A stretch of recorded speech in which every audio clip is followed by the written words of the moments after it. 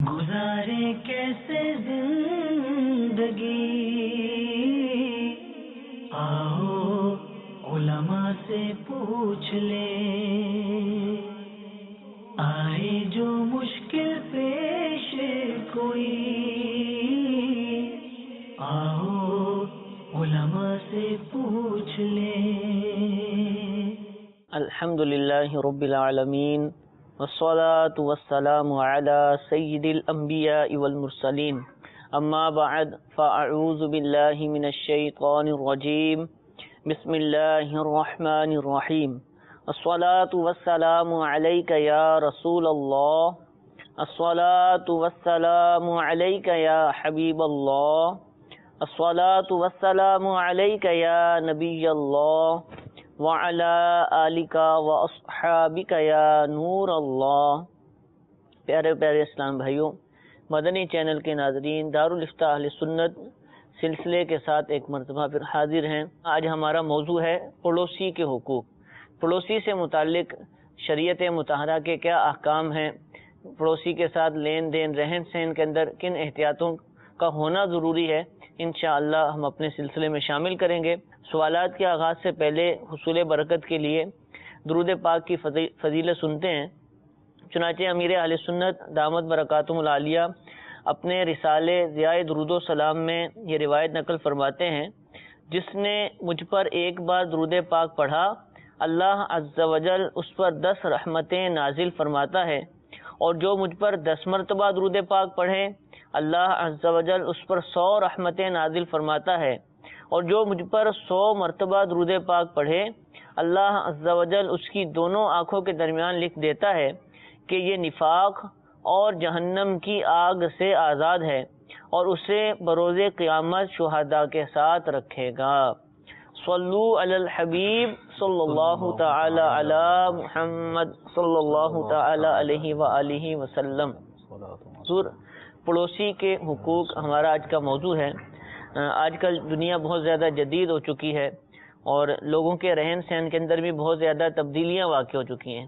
آج ہم محلے میں رہتے ہیں، اپنی بلڈنگ میں رہتے ہیں، ہمیں یہ معلوم نہیں ہوتا کہ ہمارے پڑوس کے اندر کون شخص رہ رہا ہے، کون لوگ رہ رہے ہیں، ان کے کیا معاملات ہیں۔ یہاں تک کہ ایک بلڈنگ کے اندر، جو آج کل جو بلڈنگز کا دور ہے، اوپر نیچے آمنے سامنے گھروں کے اندر بھی معلوم نہیں ہو پاتا کہ کون ہمارے پڑوس کے اندر رہ رہا ہے۔ یعنی اتنی اجنبیت لوگوں کے درمیان آنا شروع ہو گئی ہے۔ تو آپ یہ ارشاد فرمائیے کہ جو پڑوس میں رہتے ہیں، ہمارے نیبرز ہوتے ہیں، ان کے حوالے سے شریعت مطہرہ نے ان کے حقوق سے متعلق کیا احکامات ارشاد فرمائے، کیا اہمیت بیان فرمائی ہے؟ الحمدللہ رب العالمین والصلاة والسلام علی سید الانبیاء والمرسلین۔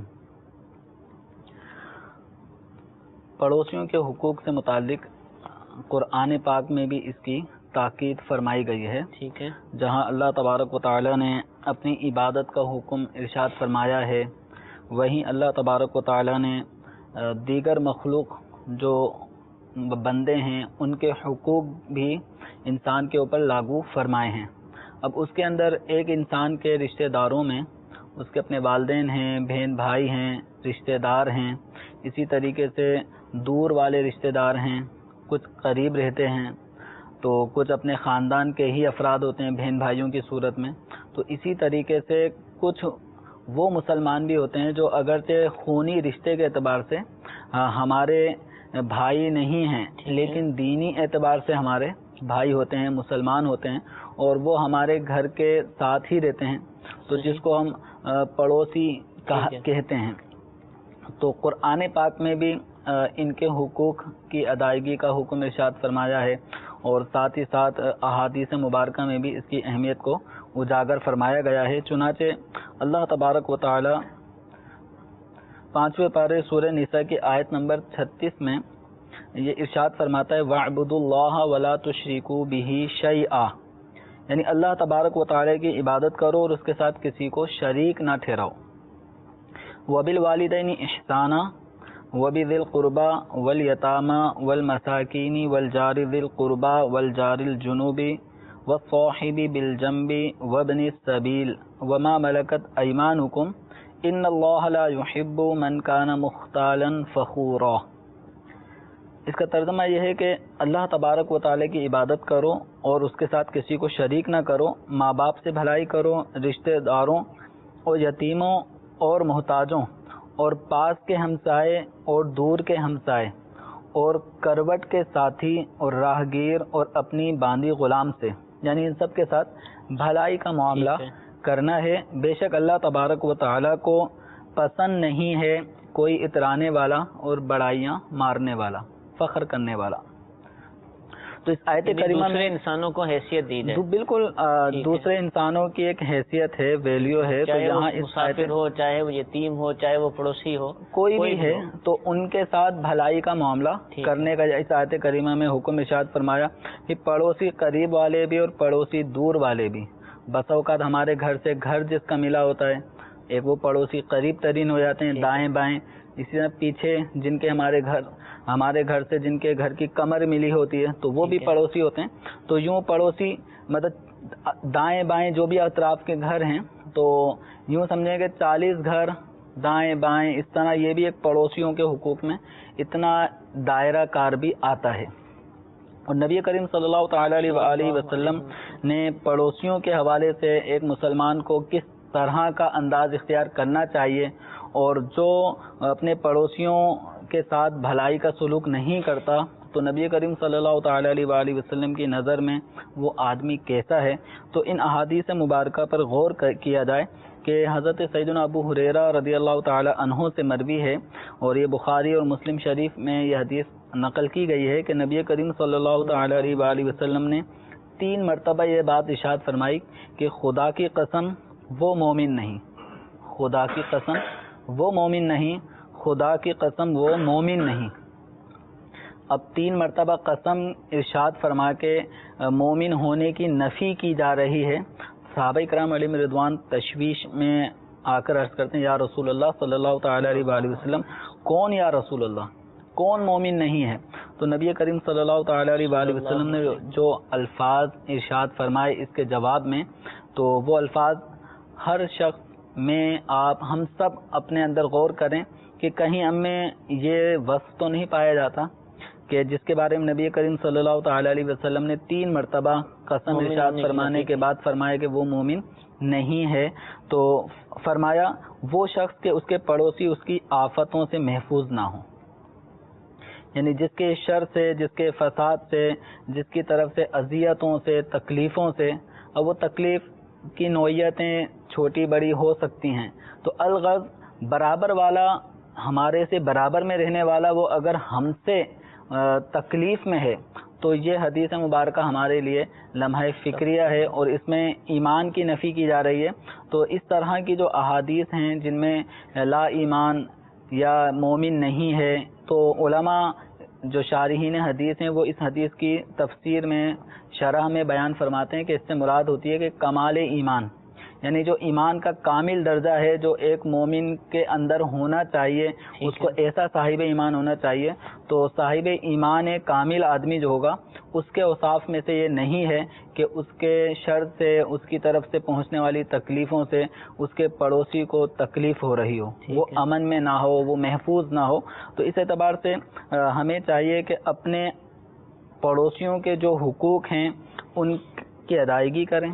صحیح۔ اگر کوئی بالفرض اگر حقوق کی ادائیگی نہیں بھی کرتا تو کم از کم اتنا تو اس کے اوپر لازم ہے کہ اپنی طرف سے اپنے پڑوسی کو تکلیف نہ پہنچائے۔ اور ایک حدیث مبارکہ میں جسے مسلم شریف میں حضرت انس رضی اللہ تعالی عنہ سے نقل کیا گیا کہ رسول اکرم صلی اللہ تعالی علیہ وآلہ وسلم نے ارشاد فرمایا وہ آدمی جنت میں نہیں جائے گا کہ جس کا پڑوسی اس کی آفتوں سے امن میں نہ ہو، جس کا پڑوسی مسلسل اس کی طرف سے تکلیف میں مبتلا ہے۔ ٹھیک ہے۔ تو ایسے آدمی کو غور کرنا چاہیے کہ نبی کریم صلی اللہ تعالی علیہ وآلہ وسلم نے جنت میں داخلے کی نفی ایسے لوگوں کے لیے فرمائی ہے، اور اس طرح کی مضمون کی بھی بکثرت احادیث ہیں جس میں فرمایا گیا کہ یہ آدمی جنت میں نہیں جائے گا، اور دیگر احادیث میں جیسے شفاعت رسول صلی اللہ تعالی علیہ وآلہ وسلم جن احادیث میں ہیں، اور ان میں یہ مضمون ملتا ہے کہ جس کے دل میں رائی کے برابر بھی ایمان ہوگا تو وہ بھی جہنم سے نکال کے شفاعت نبی صلی اللہ تعالی علیہ وسلم کی برکت سے بالآخر داخل جنت ہوگا۔ تو جہاں یہ فرمایا گیا کہ یہ جنت میں نہیں جائے گا، تو اس کا مطلب یہ ہوتا ہے کہ جب بے حساب داخلے جن لوگوں کا ہو رہا ہوگا، پھر جن کا حساب کتاب ہو رہا ہوگا، پھر اس میں اللہ تعالیٰ ان کے گناہوں کی بخشش فرما دے گا، وہ داخل جنت رحمت الہی سے ہو رہے ہوں گے، تو ان مواقع پر یہ اس موقع پر داخل جنت نہیں ہوگا، یہ عذاب کی صورت اختیار، اس کے اوپر عذاب وارد ہو رہا ہوگا، عذاب میں مبتلا ہوگا۔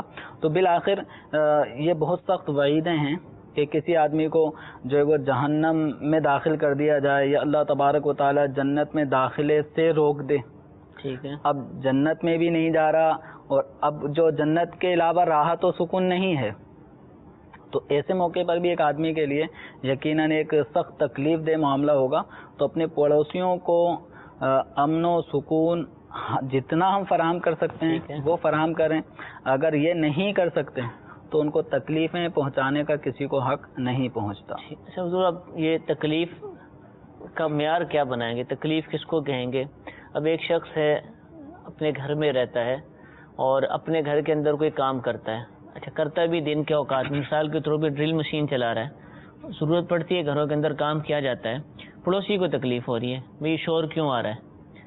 ٹھیک ہے، میں تو سویا ہوا تھا اور یہ اس کے مشین چلانے سے، اس کی ٹیبل کھینچنے سے، اس کی کرسی گھسیٹنے سے، اس کے بچوں کے بھاگنے سے مجھے تکلیف ہو رہی ہے، کیا کرے؟ یعنی گھر چھوڑ کے چلا جائے، اس کو آرام کیسے پہنچے گا؟ اس کا کوئی معیار بنایا جائے گا نا؟ دیکھیں لیکن لوگ نارملی شکایت کر رہے ہوتے ہیں، تو کیا اس وقت جو شکایت کی جا رہی ہے اس شکایت کا اعتبار کیا جائے گا، یا کبھی کیا جائے گا کبھی نہیں کیا جائے گا؟ کیا ہوگا؟ نارملی اس کو یوں لیا جا سکتا ہے کہ ایک آدمی گھر کے اندر کوئی تعمیراتی کام کروا رہا ہے، وہ ایلومینیم کی کھڑکیاں دروازے لگوا رہا ہے، تو اس کی کٹنگ بھی وہیں پر ہی ہونی ہے۔ جی جی، اب ایسا نہیں ہوتا کہ وہ کٹنگ جو ہے وہ دکانوں پہ ہو یا کارخانوں میں ہو اور یہاں پہ جا کے فٹ کر دیا جائے، تو بسا اوقات وہ وہیں پر ہی ہو رہا ہوتا ہے۔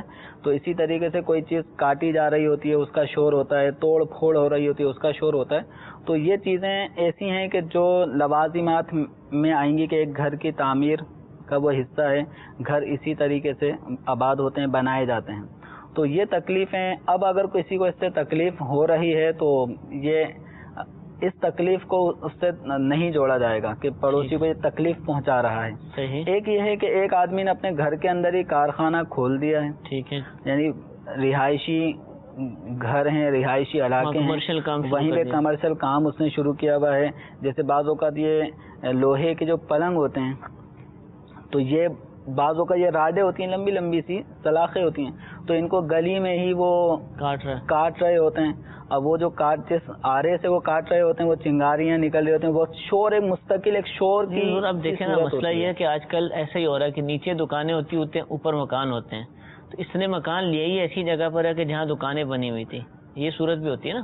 یہ تو ایک الگ صورت یعنی ہے۔ آپ کیا یہ دکان والا دکان بند کر کے بیٹھ جائیں؟ یہ ایک الگ صورت ہے کہ ایک جگہ دکان کھلی ہے، آپ اس جگہ آ کے کرائے پہ رہ رہے ہیں، آپ کو پتا ہے کہ اس کا کام یہ ہے اور اب مجھے کون سی جگہ پہ رہنا ہے اور یہاں مستقل شور آئے گا، تو یہ خود ہی تکلیف اٹھانے والی بات ہو جائے گی۔ ٹھیک ہے، لیکن میں جو مثال عرض کر رہا تھا وہ یہ ہے کہ بعض اوقات رہائشی علاقوں میں گھروں کے اندر ہی لوگ کارخانے کھول لیتے ہیں، صحیح، اور وہ کمرشل بل سے بھی بچ کر، اور جو رہائشی بل ہوتے ہیں وہ کم ہوتے ہیں، تو اس طریقے کار سے وہ گلی محلوں کے اندر ہی ایسے کارخانے کھول لیتے ہیں جن سے باقاعدہ مستقل صبح و شام جو ہے وہ آوازیں آ رہی ہوتی ہیں، آس پڑوس کے لوگ متاثر ہوتے ہیں، اذیت میں آ رہے ہوتے ہیں۔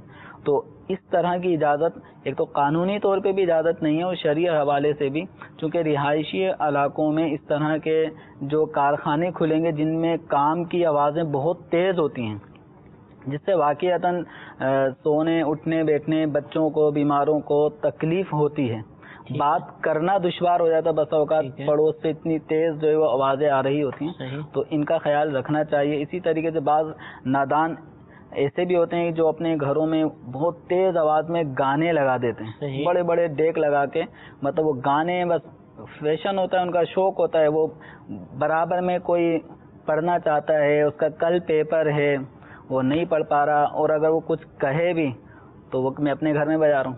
ٹھیک ہے، اپنے گھر میں اگر بجا رہا ہے، یہ گناہ کا کام اگرچہ کر رہا ہے، لیکن اس گناہ کے کئی نحوست یہ بھی ہے، مزید اس میں قباحت یہ بڑھ جاتی ہے کہ ایک تو میوزیکل یہ گانے سنے جا رہے ہیں، پھر دوسرا اس کی وجہ سے پڑوسی کو بھی اذیت ہو رہی ہے، ٹھیک ہے، تو اب یہ گناہ کی شدت اور بڑھ جاتی ہے. تو اس حوالے سے غور کرنا چاہیے.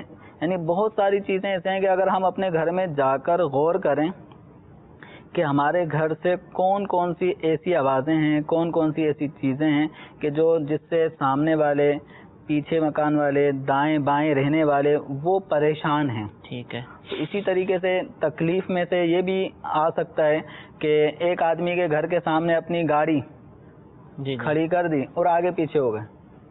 اب وہ گھر سے نکلنا چاہے، بسا اوقات ایسی بھی آزمائشیں ہو جاتی ہیں، کار کھڑی کر کے آگے پیچھے، اب وہ بندہ بھی پتہ نہیں چلتا ہے کس کی کار ہے. ٹھیک ہے، کوئی نہ کوئی مہمان کس کے گھر میں آیا ہے، کسی اور کے گھر کے سامنے ڈرائیو کی، گاڑی کو روکا، پارک کیا اور آگے پیچھے ہو گئے. صحیح، اب وہ دروازے سے نکلنا، کوئی اپنی گاڑی یا بائک باہر نکالنا چاہ رہا ہے، اس کے لیے آزمائش. پارکنگ میں گاڑیاں موٹر سائیکلیں کھڑی کرتے ہیں تو جہاں دل کیا کر دی، ٹیڑھی کر دی. بالکل یہ روڈوں پہ کھڑی، ایک ہوتا ہے پارکنگ کا ایک مناسب طریقہ جو ہے کراس میں، وہ کراس کی بجائے بالکل ٹیڑھی کر کے. اور لوگوں میں، پڑوسیوں میں جھگڑوں کی ایک وجہ یہ غلط پارکنگ بھی ہے. یہ اس طرح کے معاملات بھی ہوتے ہیں کہ اپنی گاڑیاں دوسروں کے گھر کے آگے، ان کے دروازوں کے آگے، کہ جن کی خواتین کا نکلنا آنا جانا یہ بسا اوقات دشوار ہو جاتا ہے. تو ان سب چیزوں کو ہمیں سامنے رکھنا چاہیے. ٹھیک ہے. اچھا، پڑوسیوں کے حقوق، یہ تو تھا نا تکلیف نہ پہنچائے. حقوق ہیں کیا پڑوسی کے؟ یعنی ایک انسان ہے، اس کے پڑوس میں لوگ رہتے ہیں، مسلمان رہتے ہیں، تو اب اس کے اوپر کیا حقوق عائد ہوتے ہیں؟ نبی کریم صلی اللہ تعالی علیہ وسلم نے بہت تفصیل کے ساتھ پڑوسیوں کے حقوق ارشاد فرمائے ہیں. بیہقی شریف میں حضرت سیدنا عبداللہ بن عمر رضی اللہ تعالی عنہ سے ایک روایت ضعیف ہے لیکن اس میں حقوق بیان کیے گئے ہیں. ٹھیک ہے. تو اس روایت کے اندر یہ ہے کہ نبی کریم صلی اللہ تعالی علیہ وسلم نے ارشاد فرمایا کہ تمہیں معلوم ہے کہ پڑوسی کا کیا حق ہے. تو اب پھر اس کے بارے میں پھر خود ہی تفصیل کرتے ہوئے نبی کریم صلی اللہ تعالی علیہ وسلم نے ارشاد فرمایا کہ جب وہ تم سے مدد مانگے تو مدد کرو. ٹھیک ہے. جب وہ قرض مانگے تو قرض دو. جب محتاج ہو تو اسے کچھ نہ کچھ دیا جائے. جب بیمار ہو تو عیادت کرو. جب اسے کوئی اچھائی پہنچی، بھلائی پہنچی، خوشی پہنچی تو مبارکباد دو. اور جب مصیبت پہنچے تو تعزیت کرو. مر جائے تو اس کے جنازے کے ساتھ جاؤ. اور بغیر اجازت اپنی عمارت بلند نہ کرو کہ اس کی ہوا روک دو. اور اپنی ہانڈی سے اس کو ایذا مت دو مگر اس میں سے کچھ اسے بھی دے دو. تو بس اوقات ایسا ہوتا ہے کہ ادھر وہ بھوک و پیاس کی کیفیت ہوتی ہے اور ادھر جو ہے وہ مرغ مسلم جو تیار ہو رہے ہیں اور کافی بہترین کھانے تیار ہو رہے ہیں جس کی خوشبو پڑوس میں جا رہی ہے اور ایک نوالا بھی وہاں پہ نہیں پہنچایا جا رہا. تو یہ بھی ایک اذیت ہوتی ہے. تو اس طرح کی اذیت دینے سے بھی منع فرمایا کہ اپنی ہانڈی، اپنے برتن جو کھانے کے ہوتے ہیں ان سے ایذا نہ دو مگر اس میں سے کچھ نہ کچھ انہیں بھی دو.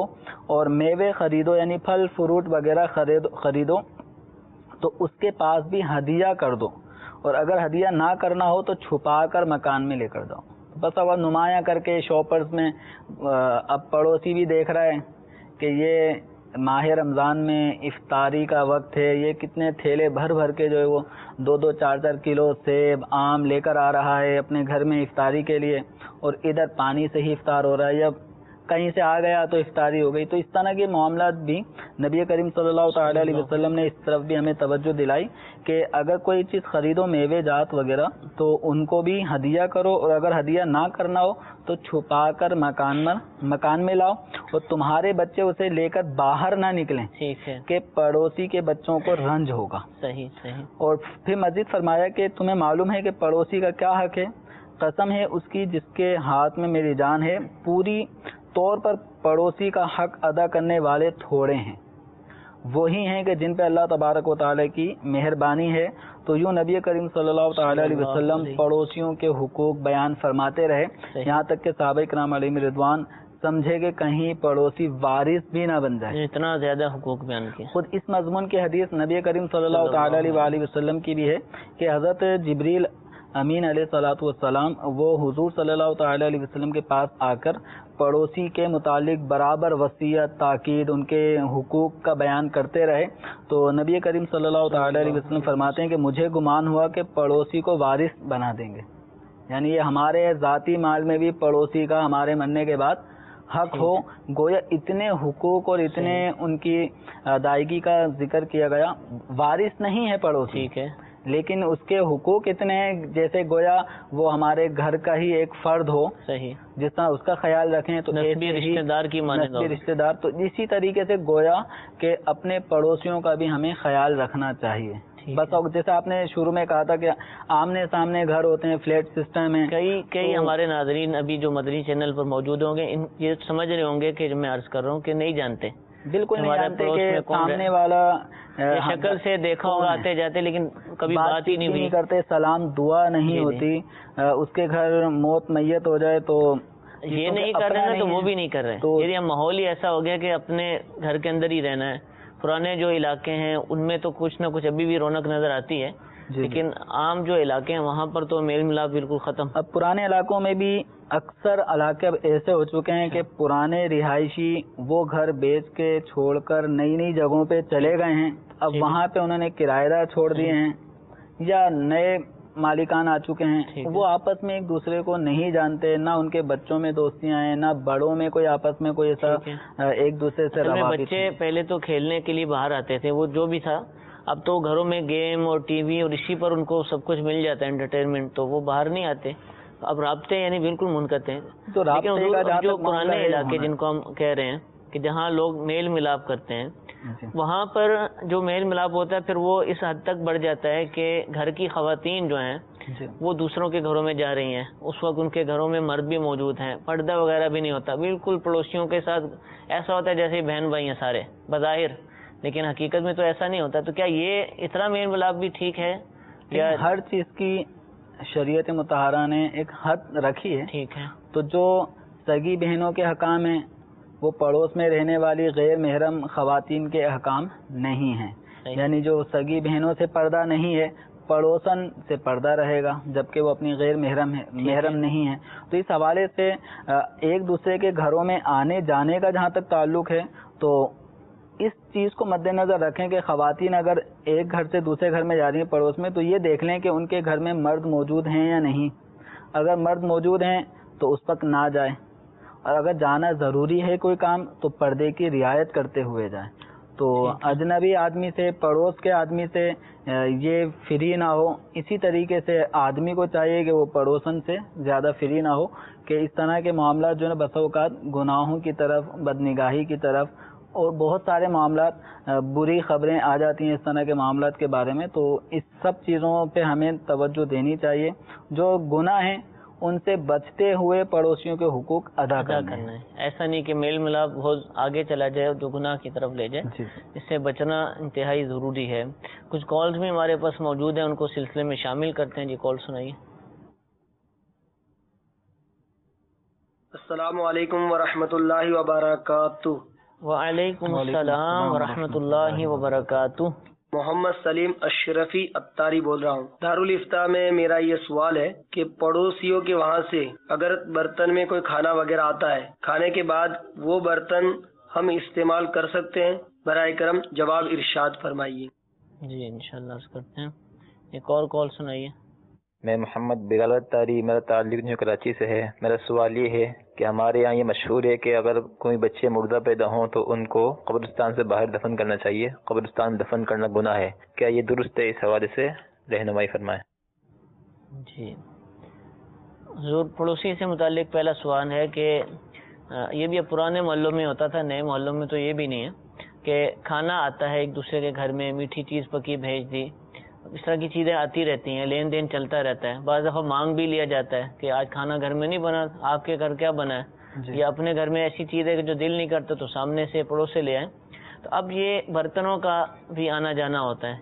تو برتن جو آئے ہیں وہ گھر میں پڑے ہوئے ہیں، اب وہ دھل کر واپس جائیں گے، کبھی اگلے دن جاتے ہیں، کبھی کئی دن بھی لگ سکتے ہیں. تو کیا اپنے گھر میں استعمال کر سکتے ہیں ان برتنوں کو؟ دیکھیں اس میں یہ جو برتن آئے ہیں پڑوس سے آئے ہیں، اس میں میٹھا یا جو بھی بریانی ہے، اس طرح کے نیاز کی چیزیں، اکثر جیسے 10 محرم الحرام ابھی دن گزرا ہے تو اس میں کھچڑا اور اس طرح کی چیزیں بھی آتی جاتی رہیں. تو اب اس طرح کے جو مواقع ہوں یا تقریبات کے مواقع ہوں، الغرض کسی بھی طریقے سے ایک گھر سے دوسرے گھر میں برتن پہنچتا ہے کھانے کا، اور یہ پتہ ہے کہ یہ برتن واپسی ہے، واپسی کیا جائے گا.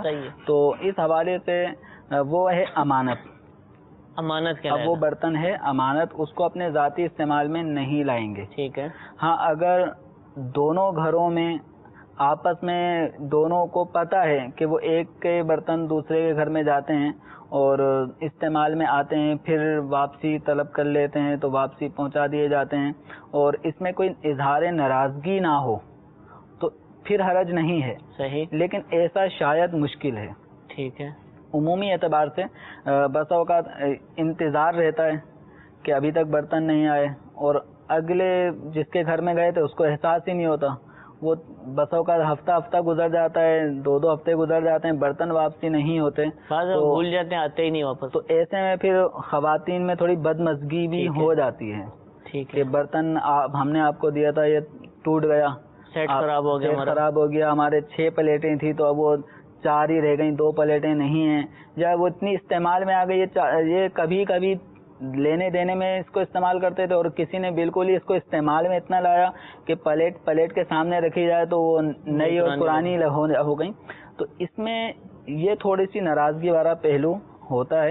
تو اس صورت میں طریقہ کار یہی ہے جو ہونا چاہیے کہ جب آپ کے گھر میں کوئی برتن آیا تو اس برتن سے اپنے برتن میں جو کھانے پینے کی اشیاء ہے وہ منتقل کرنے کے بعد اس برتن کو دھو کر, اگر وہ خراب ہو چکا ہے, آلودہ ہو چکا ہے, تو اس کو دھو کر پھر پڑوس میں واپسی پہنچا دیا. دھویا نہیں جاتا نا, کہتے ہیں کہ اگر دھو کر دیں گے تو محبت کم ہو جائے گی. تو یہ لوگوں کے ذہن میں ہے, بات عام ہے یہ, اور اس کو ویسے ہی اگر اسی وقت لوٹانا ہوتا ہے نا تو ویسے ہی لوٹا دیتے ہیں, دھوتے نہیں ہیں. دھو کر دیا جائے تو برا منایا جاتا ہے کہ انہوں نے ہمارا برتن دھو دیا, ایسا بھی ہوتا ہے بعض جگہوں پر. اب یہ ہے کہ لوگوں کی اپنی سوچ ہے, شرعی حکم ایسے بارے میں کوئی یہ نہیں ہے کہ دھو کر دیا جائے یا بغیر دھلا پیش کیا جائے. جیسا جہاں پہ عوام کا طریقہ کار ہے اور اس کو شرعی حکم کے اعتبار سے نہ سمجھا جائے کہ بغیر دھلا ہی دینے کا حکم تھا, تم نے دھو کیوں دیا, اور ناراض ہو گئے. تو یہ ناراضگی والا, ایسے میں اگر کوئی ناراض ہو جاتا ہے کہ تم نے دھویا کیوں, ٹھیک ہے, تو وہ بات جو آپ کہہ رہے ہیں کہ محبت میں کمی آ جائے گی دھونے سے, تو دھونے سے تو نہیں آئی تھی, لیکن اب جو ناراض ہو رہے ہیں یہ ناراضگی بلا وجہ ہے, اس کی وجہ سے آ سکتی ہے, لیکن دھونے سے نہیں آئی تھی. ٹھیک ہے. تو بھارت جہاں اگر کسی کے برتن کو دھونے سے کوئی بلا وجہ جو ہے وہ ناراض ہو جائے گا تو پھر اس کو ایسے ہی برتن پیش کرنے پتہ ہے کہ ایسا ہوتا ہے. ہاں, تو اگر جہاں ہے عید وغیرہ جو مواقع ہوتے ہیں اس طرح کے خصوصی, اس میں بعض جگہوں پر یہ بھی ہے کہ برتن خالی نہیں بھیجنا, اور خالی جائے گا تو وہ بھی ناراض ہوتے ہیں, کوئی خالی بھیج دیا ہمارا برتن, ہم نے بھیجا تو ادھر سے کچھ نہ کچھ آنا چاہیے تھا. تو یہ بھی کیا لازم ہے اس طرح؟ ایسا ایک ہے کہ اچھائی کا بدلہ اچھائی. ٹھیک ہے. تو اگر اس نے آپ کے ساتھ بھلائی کی ہے تو ہم بھی ریٹرن اس کے ساتھ بھلائی کر دیں اور زیادہ بھیج دیں, تو یہ ایک اچھا طریقہ ہے. لیکن دینے والے کے ذہن میں یہ ہے کہ اب میں اس کو ایک پلیٹ حلوے کی بھیج رہا ہوں تو اب ادھر سے اس سے زیادہ آنا چاہیے. ٹھیک ہے. اس کے برابر آیا یا کم آیا, تو اگر ناراض ہو رہا ہے تو یہ چیز بھیجا ہے غلط. ٹھیک ہے. تو یہ ہے کہ اگر اس نے دے دیا تو ٹھیک ہے, نہیں دیا تو مطالبہ نہ ہو. ٹھیک ہے. تو ویسے یہ ہے اخلاقی اعتبار سے کہ جب ہمارے گھر میں بھی کوئی ایسی چیز تیار ہے کہ جو عام دنوں سے ہٹ کر تیار کی گئی ہے خوشی کے مواقع پر, تو ہماری گھر کی کوئی نہ کوئی چیز پڑوس میں بھی جائے. جب وہ بھیج رہا ہے تو ہماری طرف سے بھی کوئی نہ کوئی دوسری چیز چلے جائے تاکہ ان کا ٹیسٹ چینج ہو جائے. اگر ہمیں میٹھا بھیجا ہے تو ہم بریانی یا قورمہ یا اس طرح کے سالن بنا ہوتا ہے وہ بھیج دیں. ٹھیک ہے. اچھا, بعض دفعہ کوئی چیز آئی, جیسے عید ہی کا موقع لے لیجئے, حلوہ بنا ہوا ہے اور حلوہ ہم میں سے کوئی بھی نہیں کھاتا, اور آج پتہ ہے کہ بانٹنا تو ہم نے بھی کچھ نہ کچھ, اور وہی اٹھا کے کسی اور کے گھر بھیج دیا, تو کیا اس طرح کر سکتے ہیں؟ ہمیں اجازت ہے کہ پڑوسی کے گھر سے جو چیز آئی تھی قبول کر لی, ہم نے رکھ لی اپنے گھر, اور بعد میں جب ہم اپنا بانٹ رہے تھے اسی میں اس کو بھی بانٹ دیا. دیکھیں, جب کسی نے ہمیں دیا تو ہم مالک ہو گئے. اچھا, مالک ہو گئے. اب مالک ہونے کے بعد اس کھانے کو, حلوے کو یا کوئی بھی چیز تھی کھانے پینے کی, اس کو چاہے ہم خود کھائیں, بچوں کو کھلائیں, یا ہم مزید آگے کسی اور تک منتقل کر دیں, تو مرضی ہے, اجازت ہے, کوئی اس کے اندر پابندی نہیں ہے. غلط فہمی بھی ممکن ہے کہ غلط سے بھی اصل گھر سے بھی حلوہ آ گیا تیسرے گھر میں, تو وہ تو کہیں گے کہ یہ تو انہوں نے ان والا. تو بسا اوقات یہ راز فاش بھی ہو سکتا ہے. اچھا ایسے میں پڑوسی اگر یہ کہے کہ آپ نے حلوہ تو بہت اچھا بنایا ہے, حالانکہ بنایا تو تیسرے گھر والے نے تھا, جس نے ادھر بھیجا اس نے پڑوس میں آگے منتقل کر دیا, تو اب اس میں حلوے کی تعریف ہوگی تو یہ بلا وجہ کی تعریف پہ خوش ہونا, تو یہ مذموم چیز ہے.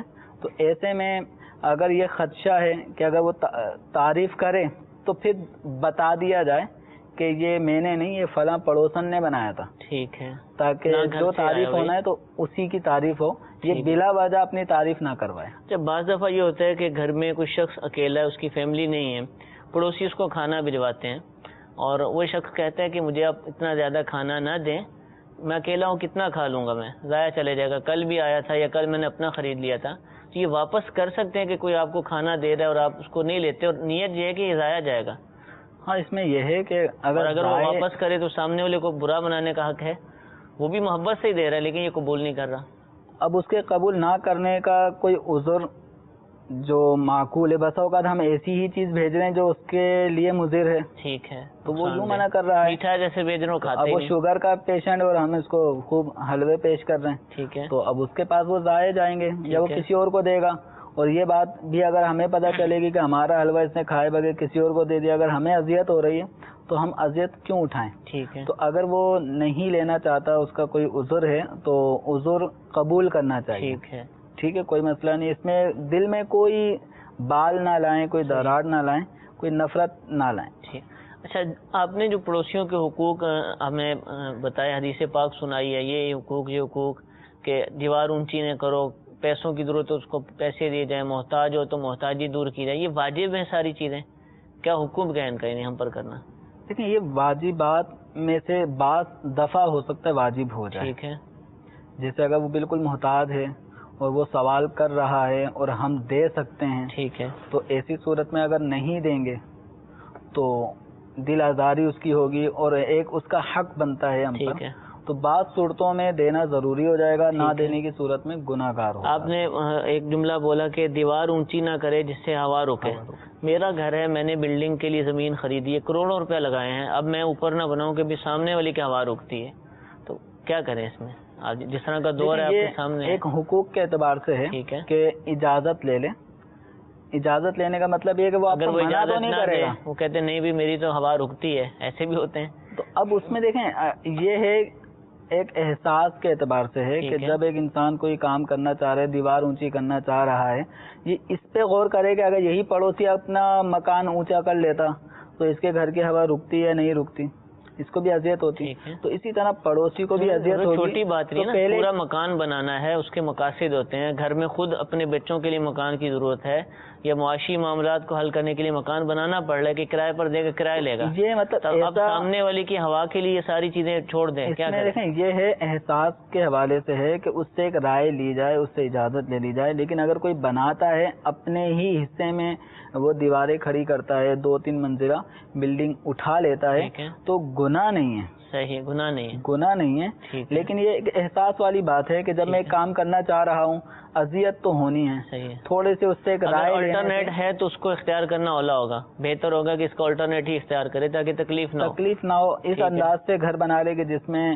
ہوا کی ڈائریکشن اگر ممکن ہے اس کے لیے, جہاں ممکن ہو تو اس کے ہوا نہ رکے. ٹھیک ہے, تو بس اوقات احساس کیے بغیر یہ سب کام ہو رہے ہوتے ہیں. صحیح. تو اصل احساس پڑوس, ٹھیک ہے, تو اس حوالے سے یہ ہے کہ اس سے رائے لے لی جائے, اجازت لے لی جائے. اس میں منع تو کرنا نہیں ہے. ٹھیک ہے, آپ نے ٹھیکیدار بلا لینے, سارے کام ہونے ہیں, ٹھیک ہے, وہ کچھ کر نہیں پائے گا, نہیں عذر قضا وہ روک نہیں سکتا. ٹھیک ہے, یعنی شرعن آپ یہ کام کر سکتے ہیں, لیکن پڑوسی سے رائے لے لینا بہتر ہے. ٹھیک ہے. دوسرا سوال تھا کہ مشہور ہے لوگوں میں کہ جو بچہ مردہ پیدا ہو, اب اس کو دفنانا تو ہے لیکن قبرستان کے اندر نہیں دفنائیں گے, اس کو باہر ہی باؤنڈری وال کے ساتھ دفنا دیا جاتا ہے, تو کیا ایسا ہے؟ دیکھیں مسلمان کے گھر اولاد پیدا ہوئی ہے لیکن وہ زندہ نہیں, مردہ تھا, ٹھیک ہے, تو وہ ایک مسلمان کا جزو بدن تو رہا ہے. صحیح. 9 مہینے, 8 مہینے, 7 مہینے وہ ایک عورت کا جزو بدن رہا, مسلمان عورت ہے.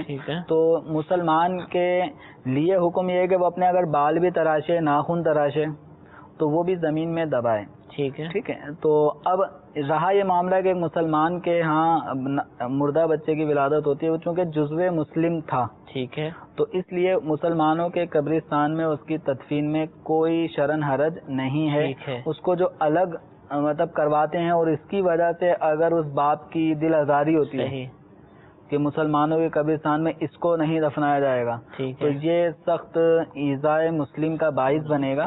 بلکہ ایسے بچے جو مردہ پیدا ہوتے ہیں بروز قیامت، تو یہ بچے اپنے والدین کے حق میں شفاعت کریں گے. سبحان اللہ. یہ وہ بچے ہیں کہ جو اپنے ماں باپ کے مردہ بچے ہیں یا کچے بچے جو حمل ساکت ہو جاتا ہے، تو ان بچوں کے بارے میں فرمایا گیا ہے کہ یہ بروز قیامت اللہ تبارک و تعالیٰ کی بارگاہ میں مطلب جس طرح قرض خواہ جھگڑتا ہے کہ میں بغیر پیسے لیے نہیں جاؤں گا، تو جس طرح وہ ضد پکڑ لیتا ہے، تو یہ بچے تشبیہ دی گئی کہ اللہ تبارک و تعالیٰ کی بارگاہ میں اس طرح ضد کر رہے ہوں گے کہ جب تک ہمارے ماں باپ کی بخشش نہیں ہوگی ہم جنت میں نہیں جائیں گے. حکم ہوگا کہ ایک کچے بچے اپنے ماں باپ کو داخل جنت کر دے، تو وہ پھر اپنے ماں باپ کو داخل جنت کرائے گا. تو وہ بچہ، وہ مسلمان کے گھر جو مردہ بچہ پیدا ہوا، وہ بچہ تو سبب دخول جنت ہے. ماشاءاللہ. اب ایسے بچے کو قبرستان جو مسلمانوں کے ہیں ان سے الگ تدفین کروانا، تو یہ اس کی کوئی شرعی حیثیت نہیں ہے، اور یہ عمل غلط ہے. ٹھیک ہے. جامعۃ المدینہ کے طلباء بھی ہمارے ساتھ موجود ہوتے ہیں، ہم ان سے بھی سوال لیتے ہیں. جی سوال فرمائیے. السلام علیکم ورحمۃ اللہ وبرکاتہ. وعلیکم السلام ورحمۃ اللہ وبرکاتہ. مفتی صاحب، پڑوسی کے حوالے سے یہ بات ارشاد فرمائیے کہ ایک پڑوسی اپنے دوسرے پڑوسی بھائی کو اپنے گھر کی چابی دے کر جاتا ہے اور ساتھ یہ بھی کہہ جاتا ہے کہ میرے گھر کا دھیان رکھیے گا، لیکن وہ اس کے گھر میں جا کر اس کی لائٹ استعمال کرتا ہے، چولہا استعمال کرتا ہے، اور اس کا فریج کا ٹھنڈا کیا ہوا پانی استعمال کرتا ہے. کیا ایسا کرنا درست ہے؟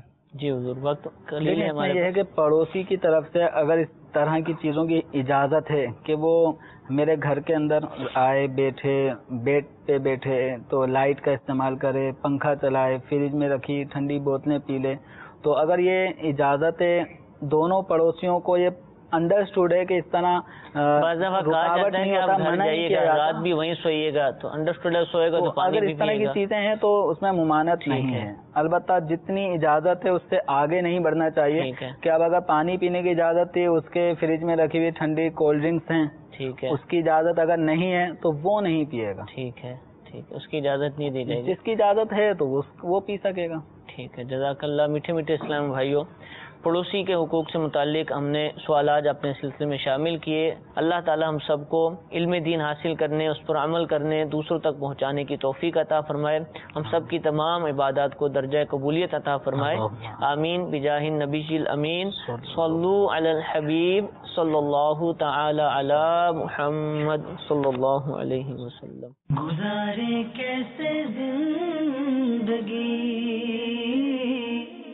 آؤ علماء سے پوچھ لیں، آئے جو مشکل پیش کوئی،